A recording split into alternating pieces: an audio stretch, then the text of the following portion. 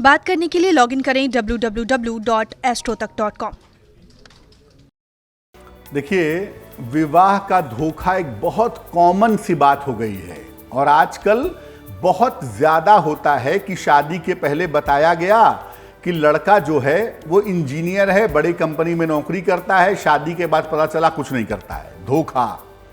या लड़की को कोई बीमारी थी, एपिलेप्सी की प्रॉब्लम थी, शादी करवा दी गई, शादी के बाद पता चला कि लड़की को साइकोलॉजिकल इशू है, एपिलेप्सी की प्रॉब्लम है, धोखा वहां भी हो जाता है।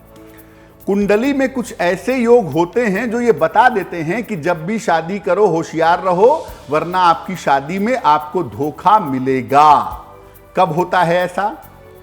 अगर कुंडली में राहु का संबंध सप्तम भाव से बन जाए या शुक्र से बन जाए तो धोखा वैवाहिक जीवन में मिलता है, शादी में धोखा होता है। राहु सप्तम भाव से संबंध रखता है तो विवाह एक तो विचित्र होता है, एक ये संभावना होती है कि कुछ अलग तरह का, कुछ अनूठा विवाह हो जाता है। और राहु का संबंध यह भी बताता है कि अगर आपने शादी में बिना सोचे समझे पैर डाल दिए तो शादी में आपके साथ धोखा हो सकता है। दूसरी स्थिति यह है कि राहु का संबंध अगर कुंडली में चंद्रमा या सूर्य से है तो ऐसी स्थिति में भी विवाह के मामले में धोखा मिलता है। यहां पर धोखा यह होता है कि लड़की की कुंडली में अगर चंद्रमा के साथ राहु है तो पति की पोजीशन को लेकर धोखा मिलता है, और लड़के की कुंडली में अगर सूर्य के साथ राहु है तो पत्नी के स्वास्थ्य और उसकी मानसिक स्थिति को लेकर के धोखा होता है। ऐसी स्थिति में शादी जब भी करें, बहुत सोच समझ के करें, क्योंकि राहु का प्रभाव शादी पर बनेगा। राहु एक माया है, राहु एक छल है, धोखा है। अगर विवाह से संबंध होगा तो यह धोखा आपको प्रभावित जरूर करेगा। क्या उपाय करें? अगर कुंडली में राहु की वजह से विवाह में धोखा मिलने के योग हैं तो पहली बात, बिना कुंडली मिलाए शादी मत करिएगा। चाहे कुछ भी हो जाए, कुंडली मिला करके ही शादी करिएगा। और शुक्र की स्थिति पर विशेष ध्यान दीजिएगा कि लड़के और लड़की की कुंडली में शुक्र कैसा है, क्योंकि अगर दोनों का शुक्र अच्छा है तो थोड़ा बहुत ऊपर नीचे होगा तो भी मामला एडजस्ट हो जाता है। जिसकी कुंडली में विवाह में धोखे के योग हैं, ऐसा व्यक्ति रोज सवेरे सूर्य भगवान को जल चढ़ाएगा, भगवान शिव और मां पार्वती की संयुक्त पूजा भी करेगा। भगवान शिव और मां पार्वती की एक साथ उपासना करने से विवाह अच्छा हो जाता है और विवाह में गड़बड़ होने के या धोखे होने के योग नहीं रहते हैं।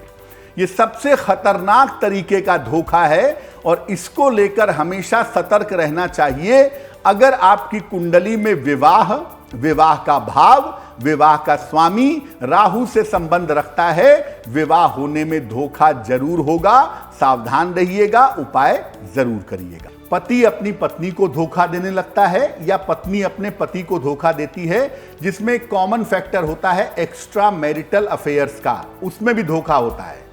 या पति अपनी पत्नी के पैसों को लेकर के धोखा करता है या पत्नी अपने पति के पैसों को लेकर के धोखा करती है, ऐसा भी होता है। यानी विवाह तो ठीक हो गया, विवाह ठीक से चल भी रहा है, लेकिन एक दूसरे को वैवाहिक जीवन में पति या पत्नी धोखा देते हैं। कारण क्या है? कुंडली में शुक्र या चंद्रमा अगर दूषित हो, कुंडली में अगर शुक्र दूषित होगा या चंद्रमा दूषित होगा, जिसकी भी कुंडली में होगा उसको वैवाहिक जीवन में धोखा मिलेगा। या राहु लग्न में या द्वादश भाव में हो तो उसको भी अपने पति या पत्नी से धोखा मिल सकता है वैवाहिक जीवन में।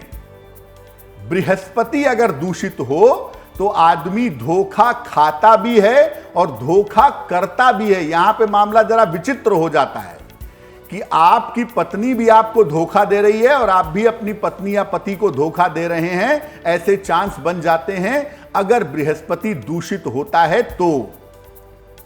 ऐसे लोगों को वैवाहिक जीवन में धोखा मिल जाता है, चाहे वो धोखा संबंधों को लेकर के हो, चाहे वो धोखा लॉयल्टी को लेकर के हो, चाहे वो धोखा धन को लेकर के हो।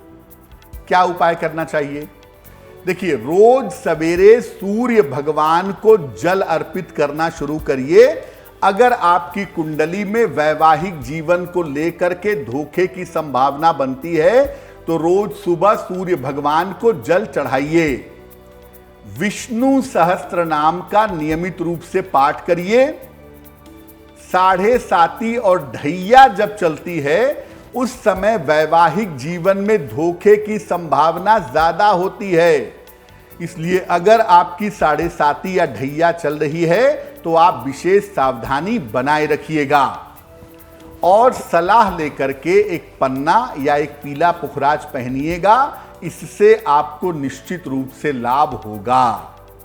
तो अगर आपके वैवाहिक जीवन में धोखे की संभावना है या आप जान गए हैं कि आपका पार्टनर आपको वैवाहिक जीवन में धोखा दे रहा है तो आप इन उपायों को करें ताकि वैवाहिक जीवन बच सके। धोखा देने से, धोखा खाने से दोनों से आप निकल सकें।